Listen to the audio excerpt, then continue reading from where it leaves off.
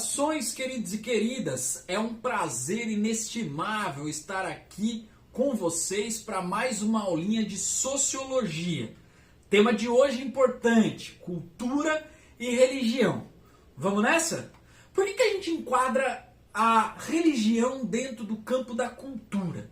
Porque a religiosidade faz parte de um aspecto transcendental, ou seja, está além da natureza, está na imaterialidade da nossa estrutura social. Então, a religiosidade faz parte da organização social e acaba influenciando muitas vezes a estrutura política também. Então, é nesse contexto que nós vamos tentar entender um pouquinho da história das religiosidades.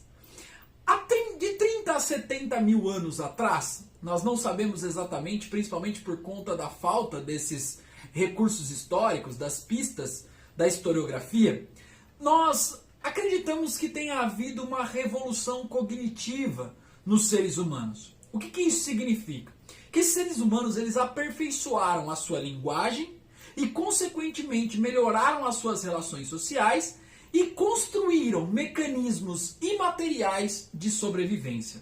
Quando eu falo mecanismos imateriais de sobrevivência, eu estou falando principalmente da organização da vida que está além da materialidade. Então são mecanismos importantes que dão também coesão social. Acabam influenciando aspectos políticos, acabam influenciando aspectos econômicos. Essas organizações, né, que os seres humanos acabaram tendo no desenvolvimento da revolução cognitiva, acabaram criando entidades imaginadas e histórias fantasiosas. Né? Essas histórias fantasiosas, elas muitas vezes poderiam ter como gatilho algum problema material, né? Algum desamparo social. E esse gatilho acaba provocando a intelectualidade desses agrupamentos humanos para tentar responder aquilo que desampara, para criar um conforto, certo? Então, as organizações sociais acabam criando, de uma forma ou de outra, realidades imaginadas, né? E essas entidades imaginadas, elas têm, obviamente, vínculos com a materialidade. Então não é algo que já veio dado, pronto, sem nenhuma relação com a vida social dos indivíduos. Não, essas entidades religiosas, né, sejam elas criadas mais cedo ou mais tarde, elas têm vínculos com a vida e a organização social dos seres humanos, tá? Bom, os primeiros seres humanos passaram a organizar essas entidades religiosas, sobretudo aos fenômenos naturais. E você deve estar se perguntando assim, por que, Cláudio, aos fenômenos naturais? É bem provável que naquela época eles tinham uma relação com a natureza muito maior do que nós temos. Nós, por exemplo, né, vivemos num mundo tão afastado da natureza, né, sem querer conhecer a natureza, que a gente mal sabe onde o sol nasce e onde o sol se põe. Esses seres, de muito tempo atrás, né, eles dependiam muito da natureza, tinham uma relação muito profunda com a natureza e, consequentemente, essa relação fazia com que eles acreditassem que a natureza tivesse como se fosse uma vida extramaterial, uma vida extranatural. E a partir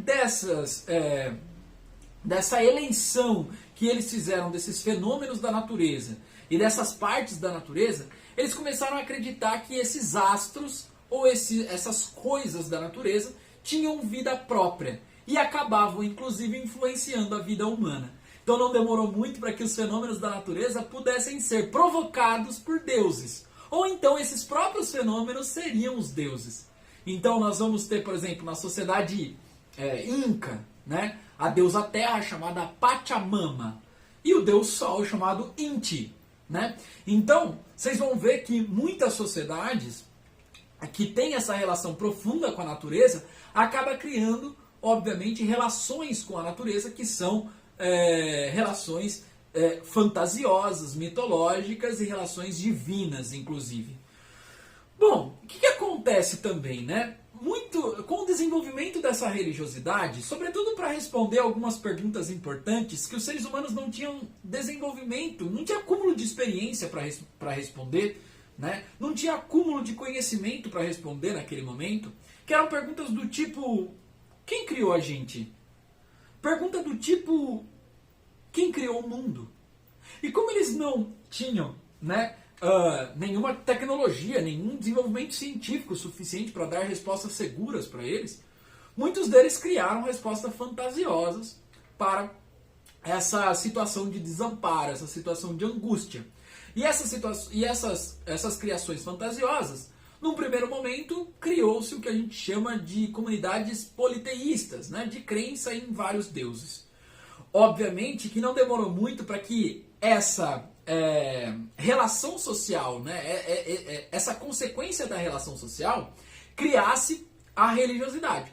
E essa religiosidade também foi instrumentalizada para legitimar poder. O que isso significa? Que ela foi utilizada para organizar estruturas políticas onde ela pudesse beneficiar determinados grupos. E esses grupos se legitimavam como originários ou descendentes dos deuses criados por essas organizações sociais. Então é interessante a gente notar, né, que a história das religiões é uma história criada a partir de problemas da materialidade, né, a partir de buscas da materialidade, mas que acabam, depois de serem criadas, influenciando também a materialidade, como, por exemplo, a organização social, a organização política e o desenvolvimento de toda aquela sociedade. Pois bem, quando a gente fala em religião, nós temos que ter em mente pelo menos duas características. A primeira é que ela é universal e segunda é que ela é diversa. Então, o que significa que a religião ser universal, né? Significa que mesmo os seres humanos não tendo contato entre si lá nos primórdios, né, mesmo os seres humanos não tendo contato entre as suas comunidades, por exemplo, o ser humano da Oceania, o ser humano da América do Sul, o ser humano da América do Norte, o ser humano da Europa, da África, mesmo eles não tendo contato, né, eles desenvolveram as suas religiosidades.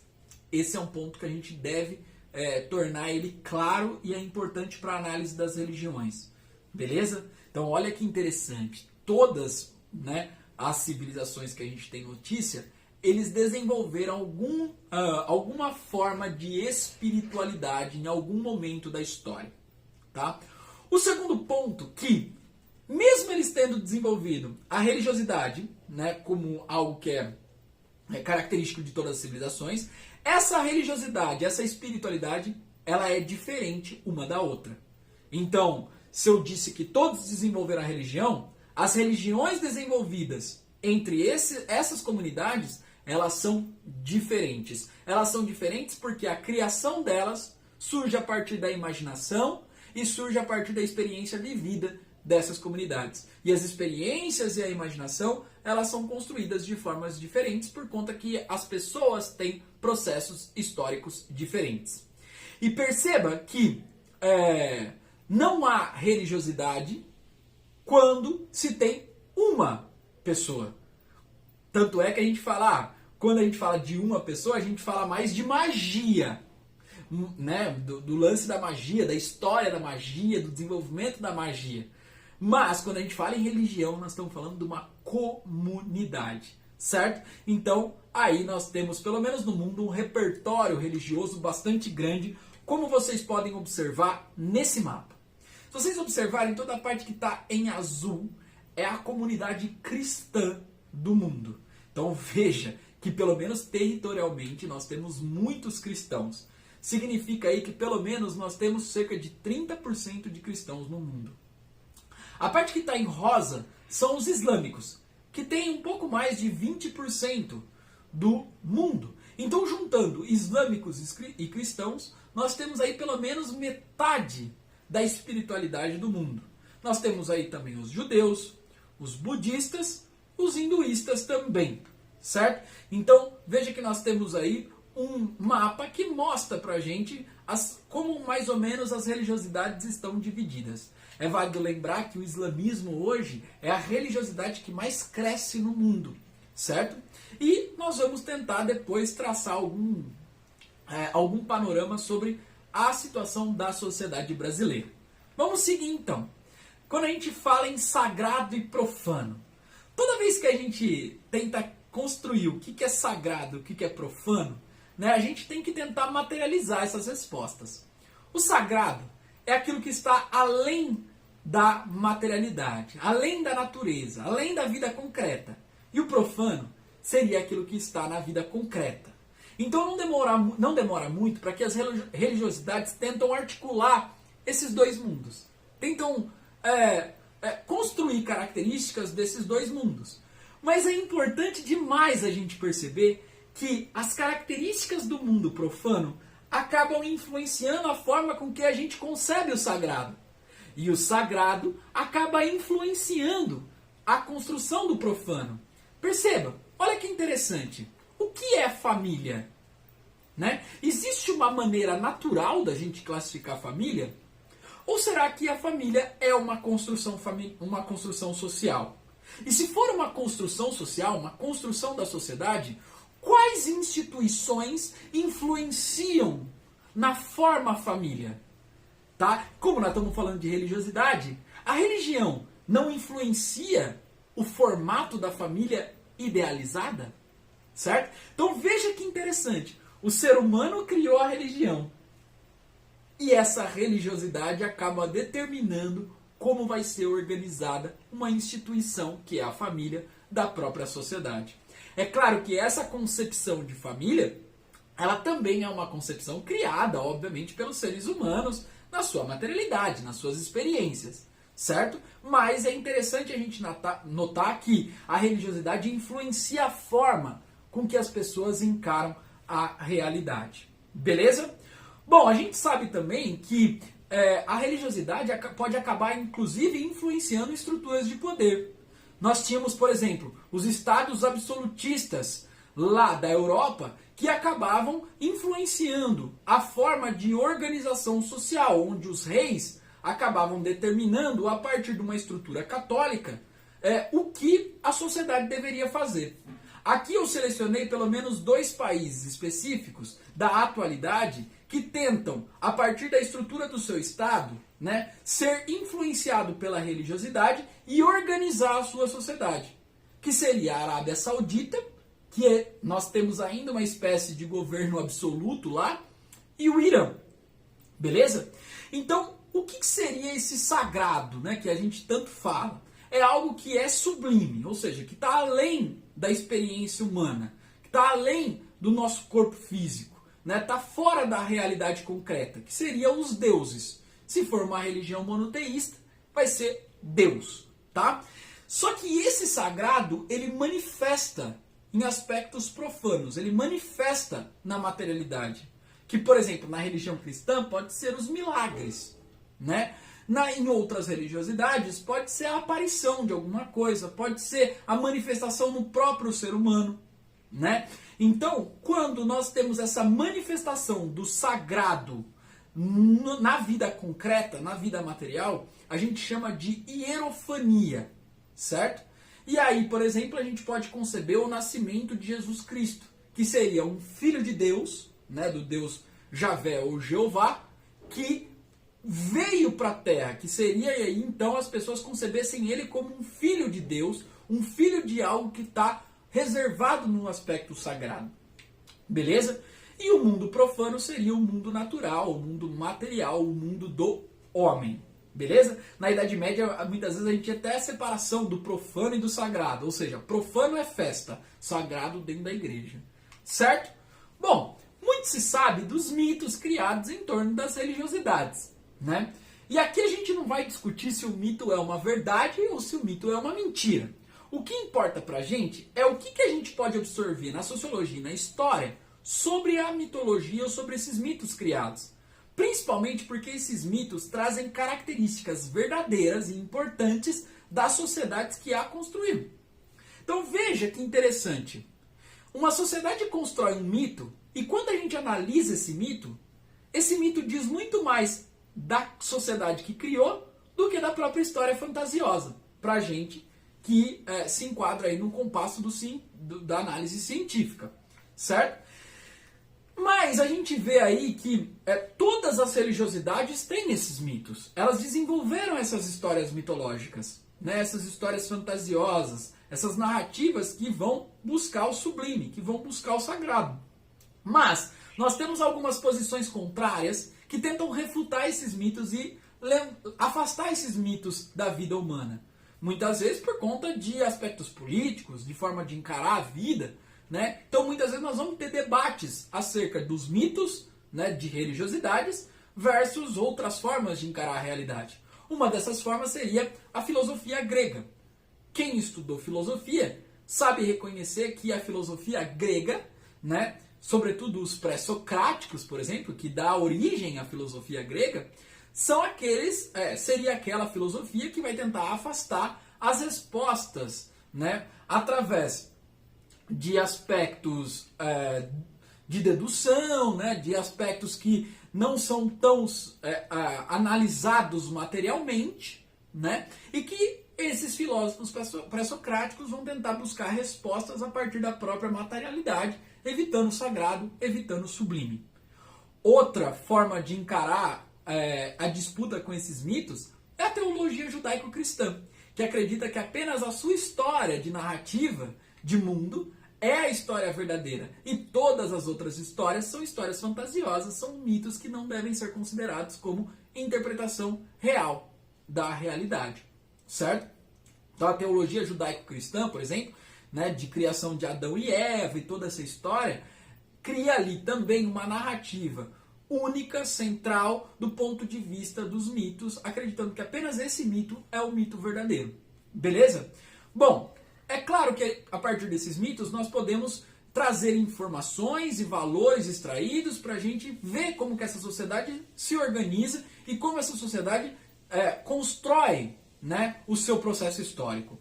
E aí nós temos aí muitas características que vão além da verdade e além da fantasia. Se a gente ficar discutindo só se é fantasia, se é mentira, a gente não vai chegar a lugar nenhum. Por isso que essas criações imateriais das sociedades, elas são importantes principalmente para a gente estudar a sociedade. Por isso que o estudo das religiões está dentro da sociologia. Beleza? Por isso a gente utiliza fontes históricas e sociológicas. Pois bem, vamos seguir aí. Quando a gente estuda a religião, nós temos alguns cientistas que fizeram análises profundas da religiosidade, né? E um desses sociólogos é o Émile Durkheim, que nós vamos ver agora constantemente nas nossas aulinhas de sociologia.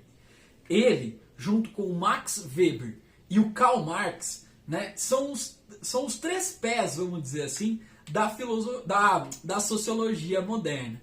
Tá? Então eles são fundamentais para a construção dessa disciplina. Pois bem, ele é o indivíduo que vai tentar mostrar, né, em seu escrito as formas elementares da vida religiosa sobre a ruptura entre o sagrado e profano, como há um distanciamento, mas mesmo que tenha esse distanciamento, né, que o sagrado está reservado num lugar e o profano é o mundo material, ele diz aí que esse sagrado acaba influenciando na construção das proibições, né? Acaba construindo a moralidade, inclusive, dos seres humanos. Ou seja, as regrinhas de conduta, como os seres humanos devem agir, como eles devem praticar o seu dia a dia. E as instituições religiosas, que são comunidades humanas, né? Que se juntam para ter ali uma crença comum, né? Para ter ali um sentimento de unidade e um sentimento de pertencimento, criando simbologia para organizar a sua sociedade, né, elas são as responsáveis também por organizar os rituais, por organizar os componentes da religião. Né?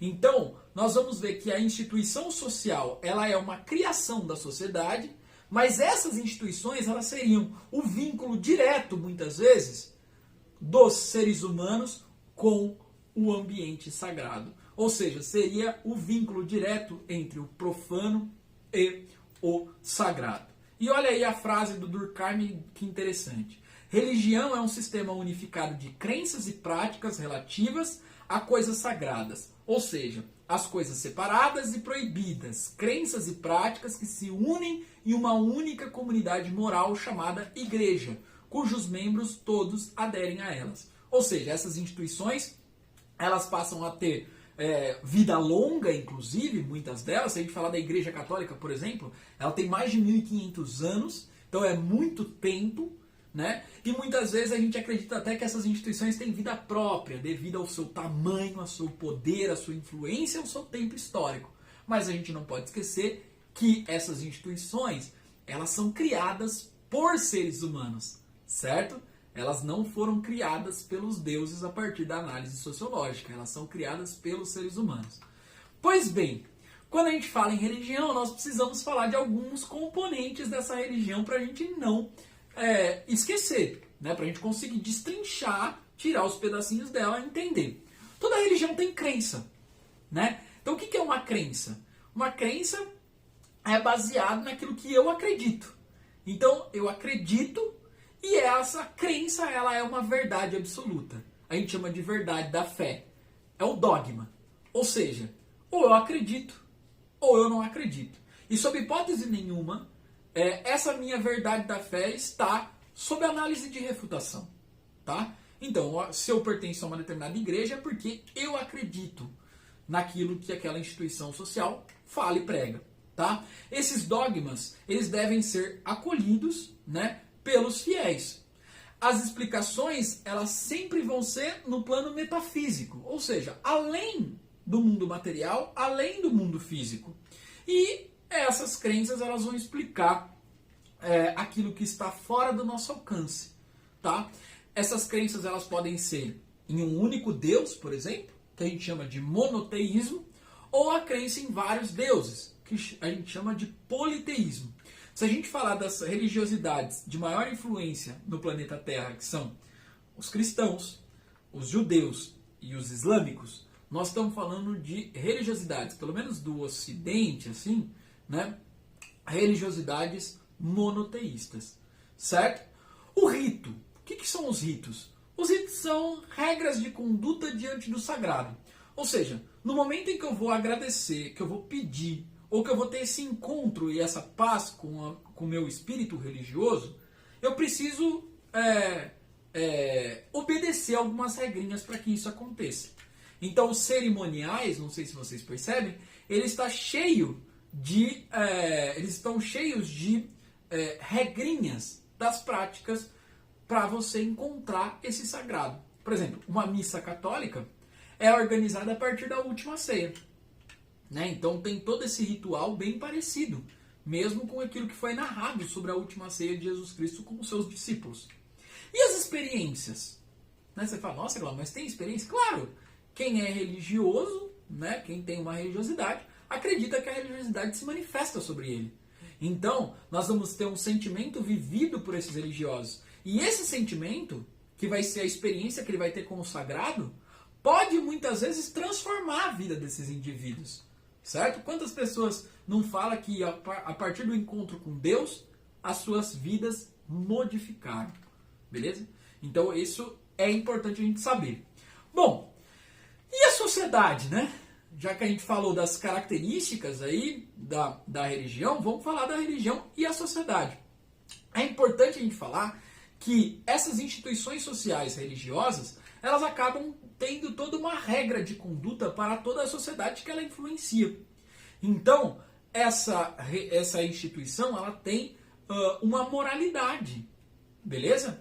E essa moralidade, quem está mais próximo dela, acaba sendo o privilegiado por essa moralidade. Então é claro que essa moralidade também é criada por seres humanos, mas esses seres humanos muitas vezes utilizam a religiosidade para legitimar controle, para legitimar poder, para legitimar domínio social e político. E aí a gente precisa sempre lembrar que não dá para a gente fazer um estudo da religião sem a gente estudar a sociedade. Tá? Por quê? Porque a gente sabe que, pelo menos na sociologia, que a criação das religiosidades se dá a partir das relações sociais, por conta do vínculo desses indivíduos. E fazer uma análise da religiosidade, mesmo que seja uma análise científica dessa religiosidade, né, e mesmo que seja análise científica de outros aspectos, não necessariamente implica na negação da religião. Eu posso muito bem compreender, por exemplo, que as explicações materiais elas se dão no plano material, né, que seria a análise científica, mas eu posso também muito bem compreender que, além do mundo material, existe uma espiritualidade, certo? como, por exemplo, uma vida após a morte, né, a origem dos seres humanos e assim sucessivamente. Assim como Durkheim, um outro pilar da sociologia também deu seus pitacos sobre a religião. O Marx, por exemplo, escreveu que a religiosidade seria o ópio do povo. Não necessariamente ele estava querendo dizer, muitas vezes essa frase é mal empregada, querendo dizer que ele acreditava que a religiosidade enganava o povo, né? Ou que amortizava o povo. O que ele estava querendo dizer com essa frase é que a religiosidade traz para os seres humanos um sentimento de passividade perante o status quo. Ainda mais se a religiosidade tiver a crença na vida após a morte. Então pensa na Idade Média. Lembra dos camponeses? Eles eram dominados ideologicamente pela igreja. E a vida deles eram extremamente precarizadas. Então, muitas das vezes, o imaginário desse camponês estava articulado no sentido de que a sua experiência material, que era uma droga, ia ser superada quando ele morresse. Porque daí ele ia ter um encontro com Deus. É como se ele tivesse que passar uma provação na Terra. Certo? Então, o que o Marx vai dizer? Ele vai falar assim, essas pessoas que são religiosas e acreditam em religiosidade, que acreditam numa vida após a morte, dificilmente, né, ou então vai ser mais difícil convencer essas pessoas de que é possível transformar a estrutura social a partir da luta política. Certo? Por quê? Porque ela acredita que a luta política não pode estabelecer nada, visto que a situação política das pessoas está estabelecida por Deus. Certo? Então como que eu vou contra a política se ela está estabelecida por Deus? Logicamente eu iria contra Deus. Então as pessoas esperam passar, às vezes, os momentos de provação para tentar depois superar essa vida na vida após a morte. Beleza? E aí então, nós vamos entender que a sociedade passou também por um processo, assim como um processo permeado pela religiosidade. Em alguns momentos da nossa história nós passamos por um processo de desencantamento do mundo e um processo de secularização. O que é um processo de secularização? É um processo que nós vamos tentando afastar a religiosidade das organizações sociais, da forma de viver. Tá? O Max Weber, que seria aí o terceiro pezinho da sociologia, vai ser também um estudioso da religiosidade, né? E ele vai tentar estudar o século XX e vai tentar demonstrar aí que a religiosidade acaba perdendo terreno nesse século, principalmente por conta da alteração da mentalidade europeia, principalmente por conta do desenvolvimento científico, na crença do desenvolvimento capitalista e principalmente de que as grandes criações sociais foram criações humanas, como indústria, como grandes meios de transporte. Foi um período esplendoroso para a Europa. Então, nós vamos sentir, pelo menos é isso que os sociólogos tratam, né, que o século XX é um século de afastamento desse espírito religioso. Né? É uma tentativa de construir um mundo mais pautado em respostas imediatas do mundo material ou da experiência concreta. Tá? Então nós temos aí um desencantamento do mundo, que é a marca da modernidade, principalmente se a gente vê que agora a modernidade é a consolidação do espírito burguês, né? E a burguesia ela foi recriminada especialmente pela Igreja Católica, embora ela vai encontrar, obviamente, uma espiritualidade para si também, que é a espiritualidade protestante, né? Mas é uma marca da modernidade o desencantamento do mundo, né? Essa retirada do aspecto religioso. Né? Nós vamos assistir um processo de secularização e também nós vamos ver aí estados laicos em vários países do Ocidente, sobretudo. Né? Ou seja, um estado que não vai privilegiar nenhuma religiosidade e vai tentar, né, pelo menos na teoria, criar mecanismos para que todas as religiosidades sejam manifestadas dentro do seu território, certo? Pelo menos em teoria. Beleza? Então o Estado laico entra em contraposição com o Estado teocrático, né? Que o Estado teocrático seria esse Estado organizado a partir da estrutura religiosa. Beleza? Bom, se o século XX foi recheado disso, né, o final dele e o início do século XXI é um marco do retorno das religiões. Né? Então, pós-década de 1990, a religiosidade ganha muita força. Se a gente falar do Brasil, por exemplo, nós vamos ver grandes igrejas evangélicas ganhando grandes espaços no Brasil. Né? Sobretudo as igrejas neopentecostais, né? Que ganham espaço, que ocupam territorialidades que eram vazias de instituições sociais, por exemplo. Né? E esse processo, ele coincide com um processo que a gente chama de neoliberalismo, que é a atomização dos indivíduos. Os indivíduos eles estão se sentindo cada vez mais sozinhos e responsáveis unicamente, eles mesmos, pelo seu próprio futuro.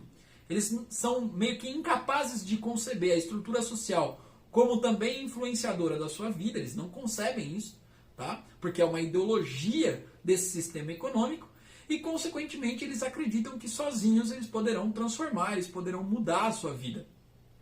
E muitas dessas igrejas, elas entram com essa ideia mesmo, né? De que o ser humano, se ele tiver um contato com Deus, e se ele for fiel a esse Deus, ele pode ter prosperidade em sua vida material.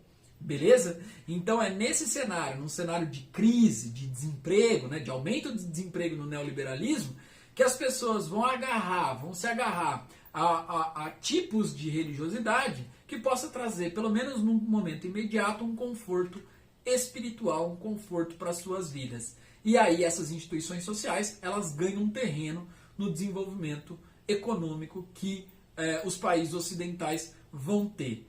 E o Brasil, a gente não pode esquecer, né, do sincretismo religioso também. O que é esse sincretismo religioso? Que a história brasileira, por ser marcada por diferentes culturas, sejam elas indígenas, africanas e europeias, né, nós formamos, através, obviamente, de disputas, nem sempre disputas pacíficas, nós formamos religiosidades que estão em sincronia. O que isso significa? Religiosidades que absorveram parte de culturas de outras religiosidades, né, e que passaram a ser estabelecidas como oficiais. Isso aconteceu, por exemplo, com religiosidades de matriz africana, como o candomblé, né, a umbanda. Isso aconteceu também com a religiosidade cristã, certo? Alguns rituais que eram considerados profanos ou pagãos passaram a ser incorporados na religiosidade cristã, tá? E também nós assistimos, pelo menos nesse exato momento, principalmente por conta dessa individualização, da atomização, de que muitos indivíduos acabam achando que a sua religiosidade é única e verdadeira e que ela deve ser levada de qualquer forma para os outros indivíduos, inclusive à força, muitas vezes. Quando nós temos esse tipo de prática no universo ou no nosso território, a gente chama de fundamentalismo. Beleza? Então, esses fundamentalistas, eles estão espalhados aí pregando muitas vezes intolerância religiosa e o extremismo religioso, levando e causando muitas mortes. Nós já tivemos várias experiências humanas em vários momentos históricos. Certinho? Então fica aqui o meu abraço para todos vocês. Espero que vocês tenham gostado dessa aula. Um beijão.